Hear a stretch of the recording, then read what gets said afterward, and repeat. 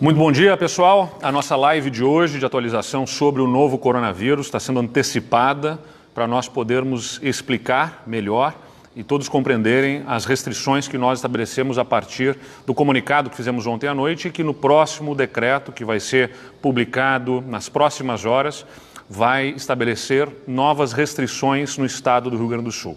Esse decreto trará em um dos seus artigos, um capítulo, na verdade, que vai dispor sobre o fechamento excepcional e temporário dos estabelecimentos comerciais no estado do Rio Grande do Sul, dispondo que fica proibida diante das evidências científicas e análises sobre as informações estratégicas em saúde, observado o indispensável a promoção e preservação da saúde pública para fins de prevenção e de enfrentamento à epidemia causada pelo Covid-19, com fundamento no artigo 3º da Lei 13.979, de fevereiro de 2020, fica proibida a abertura para atendimento ao público em caráter excepcional e temporário dos estabelecimentos comerciais situados no território do estado do Rio Grande do Sul. Parágrafo 1º. Consideram-se estabelecimentos comerciais, para os fins do disposto no caput, todo e qualquer empreendimento mercantil dedicado ao comércio ou à prestação de serviços, tais como lojas, centros comerciais, teatros, cinemas, casas de espetáculos, dentre outros, que impliquem atendimento ao público, em especial, mas não só, os com grande afluxo de pessoas. Não se aplica o disposto neste artigo às seguintes hipóteses: a abertura dos estabelecimentos que desempenham atividades consideradas essenciais, conforme estabelecido no artigo 17 deste decreto, e eu vou logo em seguida explicar as atividades essenciais, cujo fechamento fica vedado. As atividades essenciais são aquelas que são indispensáveis e que não podem ser fechadas. Fica excetuado a abertura de estabelecimentos para o desempenho das atividades estritamente de teleentregas e de take-away, vedada, em qualquer caso, a aglomeração de pessoas. Aos estabelecimentos industriais de qualquer tipo, inclusive de construção civil, vedado, em qualquer caso, o atendimento ao público que importe aglomeração ou grande fluxo de clientes. Fica também excetuado nos casos dos estabelecimentos industriais e construção civil, inclusive. Aos estabelecimentos comerciais que forneçam insumos às atividades essenciais ou à indústria, inclusive o da construção civil, vedado em qualquer caso este grande afluxo de pessoas, e também aos estabelecimentos de prestação de serviços, ainda que não essenciais, que não atendam ao público. No artigo 17 desse decreto, nós estamos trazendo os serviços essenciais, só para dar alguns exemplos, estão aqueles de assistência à saúde, assistência social, atividades de segurança pública e privada, incluindo vigilância, guarda, custódia de presos, atividades de defesa civil, transporte de passageiros e de cargas, telecomunicações e internet, os serviços de call center, captação, tratamento e distribuição de água, captação e tratamento de esgoto, iluminação pública, energia elétrica, produção, distribuição, transporte, comercialização e entrega realizadas presencialmente ou por meio do comércio eletrônico de produtos de saúde, de higiene, de alimentos, de bebidas, serviços funerários, guarda, uso e controle de substâncias radioativas, de equipamentos de materiais nucleares, conforme está estabelecido no decreto federal, vigilância e certificação sanitárias e fitossanitárias, prevenção e controle e erradicação de pragas de vegetais e de doenças de animais, vigilância agropecuária, inspeção de alimentos. Tem uma série de itens, então, aqui que estão estabelecidos como os serviços essenciais. Então, é importante salientar, nós estamos fazendo essa disposição sobre fechamento em todo o território gaúcho de comércios neste decreto estadual. Importante ressaltar e destacar que, desde o início, com muita responsabilidade, o governo do estado tem tratado deste tema.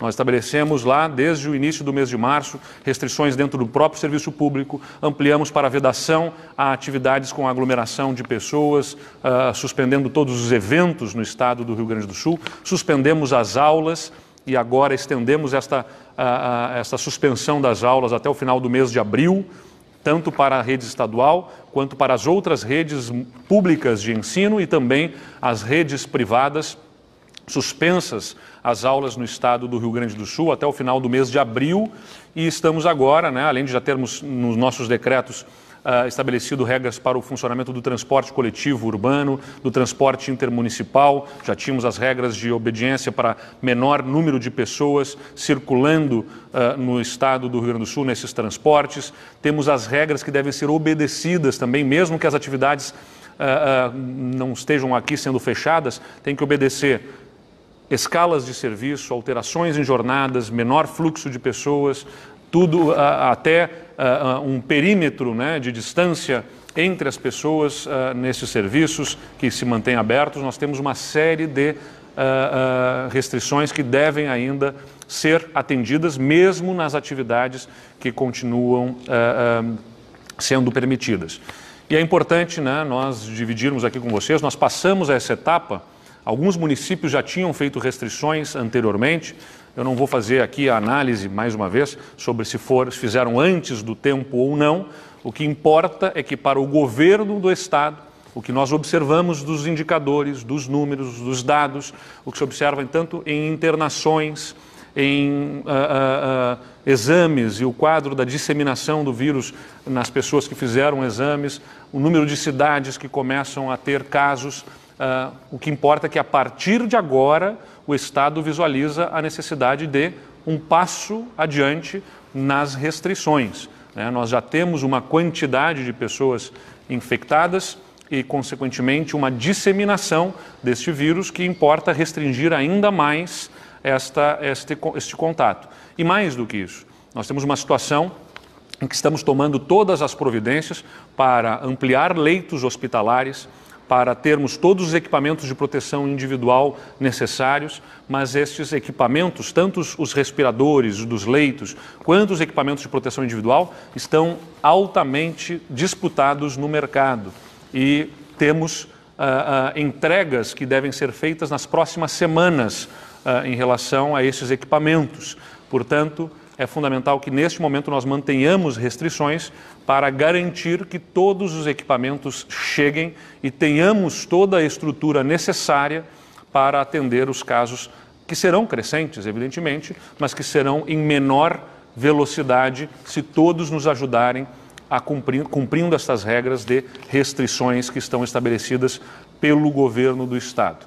Então, está aqui conosco o nosso Procurador-Geral do Estado, que eu peço que nos acompanhe aqui, doutor Eduardo Cunha da Costa, que elaborou esse novo decreto que sai hoje, unificando todas as regras. Nós vamos colocar, como nós tínhamos uma série de decretos, nós estamos tirando a vigência de todos e unificando num único decreto de forma mais clara essas restrições que acontecem em nível estadual. Doutor Eduardo, tem alguma observação que precisa ser feita ainda agora? Bom dia, governador, bom dia a todos.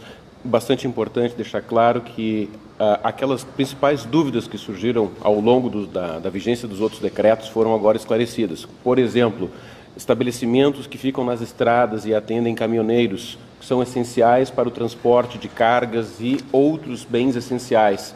Estes estabelecimentos não podem ser fechados. Postos de gasolina em estrada, restaurantes, hospedarias, borracharias, oficinas mecânicas, todos esses estabelecimentos, especialmente aqueles situados em estradas, rodovias, são essenciais para o transporte de cargas, especialmente de medicamentos e outros itens da saúde. Esse é um destaque bastante importante, governador. Perfeito, garantindo a logística, o abastecimento das pessoas, as pessoas que trabalham no transporte, caminhoneiros e outras pessoas vinculadas à logística são muito importantes para garantir abastecimento, alimentação à população e, portanto, estão lá previstas como situações excepcionalizadas. Então, respondendo aqui as perguntas que nós temos, a Silvana Silva, do Diário de Santa Maria, nos pergunta: Como o governo do estado irá acompanhar a fiscalização do decreto? O que acontece se uma prefeitura contrariar a determinação? Tem uma série de órgãos responsáveis por fiscalização,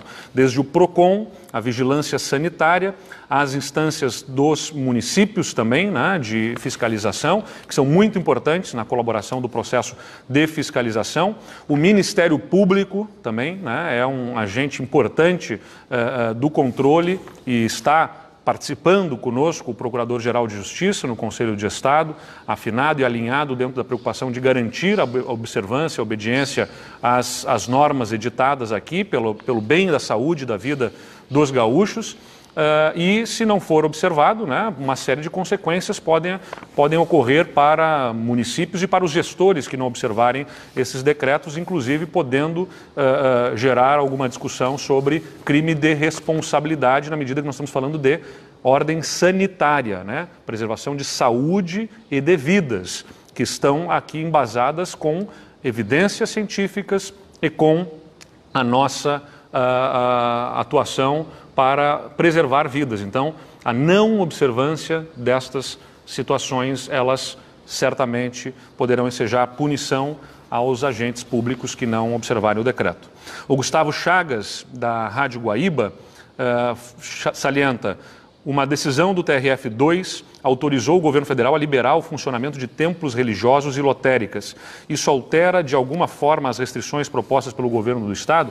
Então, para quem não está acompanhando direito essa situação, o presidente da República estabeleceu num decreto quais são as atividades essenciais e inseriu ali templos e lotéricas como atividades essenciais, ou seja, aquelas que não podem fechar. O nosso decreto não estabelece o fechamento de templos e nem estabelece o fechamento das lotéricas, mas estabelece as regras em que podem funcionar. Por exemplo, permanece a regra que nós tínhamos já previamente estabelecido de não poder haver reuniões com mais de 30 pessoas. Então, os templos podem abrir, mas não podem receber mais do que 30 pessoas simultaneamente, o que gerará punição e até, eventualmente, o fechamento deste templo. Para as lotéricas, as mesmas regras das agências bancárias. Redução do número de pessoas circulando, constante higienização dos materiais. Só para dar um exemplo, nas agências do Banrisul, o Banco do Estado do Rio Grande do Sul, está reforçada todo o processo de higienização nos terminais de atendimento para constantemente ser higienizado toda a superfície de contato nas máquinas de autoatendimento entre as pessoas estarem sendo atendidas. Então, nós temos uma série de restrições que devem ser observadas pelos estabelecimentos. O Matheus Felipe, da RBS TV: como ficará o funcionamento dos bancos e lotéricas nesse novo decreto? Como eu disse, tem que ser obedecido os critérios de não haver simultaneamente grande número de pessoas, né, restrições às entradas e também essa constante higienização. Se quiser me agregar alguma coisa, por favor, procurador. Vereador, importante um aspecto que é a disponibilização de senhas ou horários específicos para atendimento daquelas pessoas que são maiores de 60 anos de idade ou que tenham alguma doença que os tornem mais vulneráveis ao Covid-19. Também é importante destacar que o descumprimento das medidas representa crime previsto no artigo 268 do Código Penal, que é o crime de descumprimento de medida sanitária. E essa medida, inclusive o próprio Ministério Público, o doutor Fabiano Dallazem, expediu uma orientação a todos os promotores do Estado do Rio Grande do Sul para que fiscalizem as prefeituras sobre o cumprimento do decreto. Perfeito. Então, horários específicos para atendimento das pessoas de grupos de risco, especialmente as pessoas de maior idade, também nas agências bancárias, né? Algumas já estabeleceram, como o Banrisul, como eu falei, tem horário das 10 ao meio-dia específico para atendimento deste público. Gabriel Jacobsen, da Rádio Gaúcha: quais os principais dados científicos que fizeram o senhor mudar de compreensão de ontem para hoje sobre os níveis de restrição. Em termos de prevenção de contágio, o que embasa a decisão de fechar o setor do comércio, mas manter as operações de indústria e da construção civil. Então, não houve uma mudança de compreensão. A compreensão sempre foi, desde o início lá, não é uma gincana para ver quem que restringe antes e mais do que os outros. É acompanhando os dados e a evolução das informações científicas que nós temos para tomar as medidas a seu tempo. E chegou o tempo em que nós precisamos restringir mais porque temos mais volume de pessoas circulando com o contágio do vírus. Eu sempre falei, não é sobre não ter o vírus, é sobre controlar a disseminação dele. Talvez tenha havido precipitação em alguns municípios de restrições mais fortes no momento em que não se faziam ainda necessárias. Agora, observando que alguns municípios relaxariam essas restrições justamente no momento em quando nós precisamos ser mais rigorosos porque temos um maior volume de pessoas com o contágio da doença e ainda não temos toda a estrutura instalada para garantir os leitos de UTI, os leitos clínicos nos hospitais do Rio Grande do Sul, todos contratados, todos encaminhados, todas as soluções tomadas pelo Estado do Rio Grande do Sul, mas alguns fornecedores ainda terão mais alguns dias, em alguns casos mais algumas semanas para a instalação dessas estruturas. Nós identificamos que era importante nesse momento garantir a não circulação e especialmente o comércio, onde nós temos mais de 60%, quase 70% dos empregos no estado do Rio Grande do Sul. Então, a maior circulação de pessoas se dá aqui e são fatores atratores de circulação de pessoas, de movimentação de pessoas e de contato com diversas pessoas diferentes ao longo dos dias e, portanto, o comércio se torna um ponto importante de restrição. Ao contrário da indústria e da construção civil, onde nós vemos um menor contato, menor número de pessoas, menor perspectiva de contágio dentro dessas atividades. E ainda porque muitas delas já estão, a maior parte delas, excepcionalizadas, porque essenciais para a manutenção de logística, abastecimento. Você puxa toda a cadeia produtiva e vai ver que precisa, além da prestação do serviço de alimentação, por exemplo, o fornecedor, a logística, o que faz a embalagem, desde o papel, do plástico, para onde é destinada os restos, na verdade, de alimentação. Tudo isso tem uma cadeia produtiva que precisa funcionar para garantir o atendimento à população. Eu tenho aqui ainda algumas perguntas do Vinícius Peraças, do Diário Popular de Pelotas. As únicas exceções previstas são a construção civil e a indústria. Quais outras atividades estão permitidas? Eu já li algumas delas aqui que estão permitidas como serviços essenciais.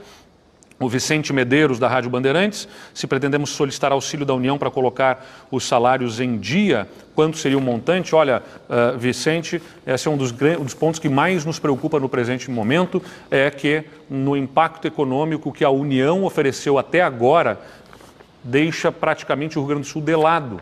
Estados que já tinham problemas fiscais, como Rio Grande do Sul, Rio de Janeiro, Minas Gerais, Goiás, que já estavam com a dívida suspensa por uma liminar no Supremo Tribunal Federal, não pagavam a dívida com a União, não estão atendidos praticamente em nenhuma das medidas oferecidas pela União de suporte econômico aos estados.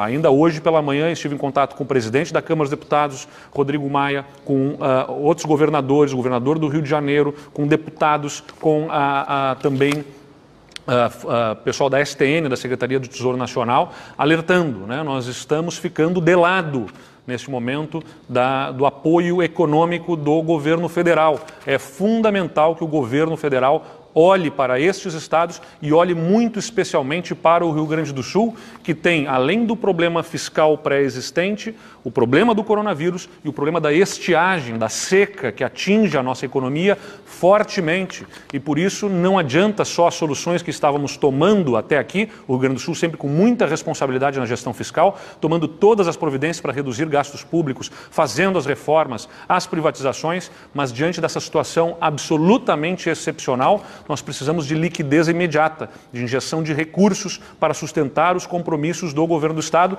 inclusive para que possamos abrir mão de receitas, e sei que tem muitas demandas aqui em relação a IPVA, a ICMS e qualquer condição de abrirmos mão de receita só poderá ser feita se tivermos suporte do governo federal alcançando recursos, porque precisamos pagar a segurança pública, os serviços hospitalares. Boa parte dessa receita é dos municípios, né? O IPVA, por exemplo, metade da receita é dos municípios, então se o Estado abrisse mão dessas receitas, nós estaríamos prejudicando os serviços estaduais que precisam ser prestados e os municipais, deixando a população desatendida no momento que nós precisamos dos serviços públicos funcionando para prestar atendimento à população que vai demandar esses serviços, especialmente na área da saúde, para mantermos a ordem social com serviços de segurança, nas nossas unidades prisionais, enfim. Aliás, um ponto importante também que eu vejo muitas perguntas aqui que precisa ser esclarecido: o governo do Estado, o Poder Executivo, é gestor do sistema prisional da porta para dentro. Nós fazemos a gestão do sistema prisional. Muitas pessoas estão criticando e falando sobre a soltura de presos. Quem tem a chave da porta que determina quem entra e quem sai do sistema prisional é o Poder Judiciário, juízes que determinam a soltura e a prisão, não é o governador do Estado. Nós gerimos o sistema prisional.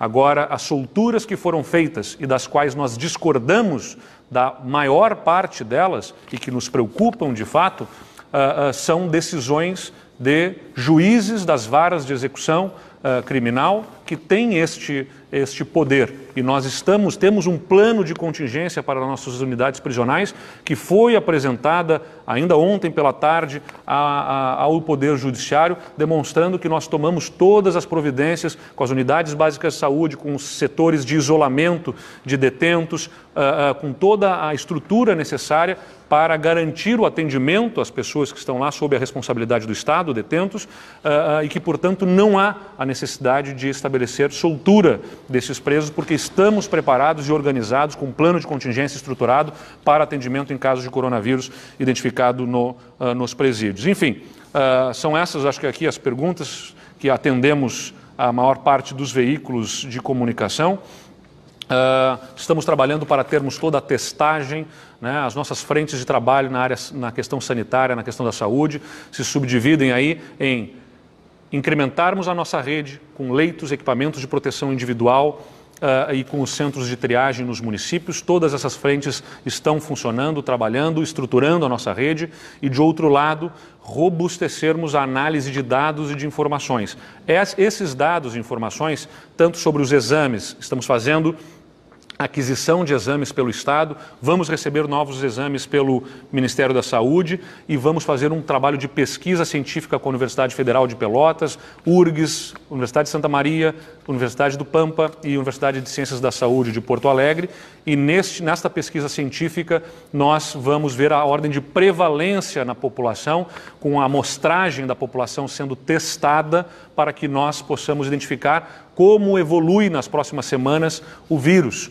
E também monitoramento de leitos, internações, clínicos e de UTIs, com os casos confirmados, para tomarmos sempre a nossa decisão com base em dados. É por isso que nós fizemos esta suspensão, né, das atividades do comércio até o dia 15, compreendendo que temos ali na frente inclusive a Páscoa, que eu sei que muita gente tinha expectativa de poder ser um momento de abertura, e justamente essa expectativa seria, nós não queríamos gerar a frustração lá na frente, então era importante ser anunciado desde já que até o dia 15 de abril prevalecem esses comandos de suspensão de atividades comerciais para que nós possamos, ao longo da próxima semana, desses dias dessa semana e da próxima semana, analisando e estruturando essa análise de dados, identificar a tendência que o Rio Grande do Sul tem percorrido sobre a evolução da doença e possamos, assim, traçar as nossas estratégias para os dias e semanas seguintes. Olhamos para a vida, para a saúde e olhamos também para o emprego. Não estamos desprezando o impacto que essas medidas têm no emprego e, por isso, permitimos atividades de forma controlada e nos serviços essenciais. mas não podemos, de forma alguma, observar a evolução do quadro de casos do Rio Grande do Sul e agora sim, quando mais se impõem as restrições, observar que alguns municípios viriam a relaxar estas restrições. Talvez tenham até sido precipitados restringindo mais do que o devido, mas não poderíamos observar a abertura neste momento, quando efetivamente agora nós precisamos mais do que nunca que cada cidadão que pode ficar em casa, fique em casa. Muito obrigado a todos. Nós voltamos aí a qualquer momento com mais informações.